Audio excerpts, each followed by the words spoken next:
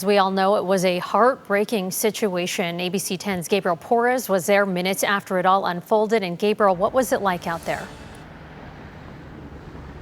And Nazi, it was a frantic scene, a frantic situation, and even hours later, it's still a very fluid situation. You can see the police lights glistening off in the distance, a sight that no one here wants to see tonight. It was at this strip mall where we're told some of the crowds first ran to. This is where we first saw the scene earlier this afternoon.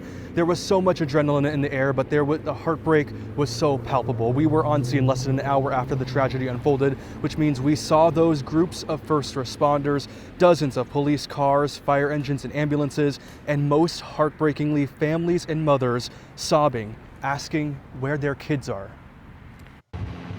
People who live near Thornton Road and Lucile Avenue say it all happened so fast. That was a lot of gunfire. That was a lot of gunfire. At least 3 bursts of gunfire, Jason Ameson said, and after a fleet of first responders. There was probably 10 to 12 ambulances, every fire truck, every police officer. At first, he didn't know what had happened, but he saw, as we saw, on the cold concrete and under the dark sky, families breaking down into tears. Afterwards, there was a lot of people that walked out, a lot, yelling for their kids and stuff like that. And after being out here all night, that is what sticks with me too. Those parents who just wanted to know where their kids were. Tragic to know that some will never see their loved ones again.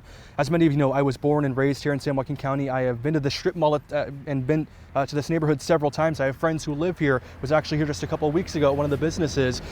To say that they're all stunned. Everyone I know who lives in this community is stunned.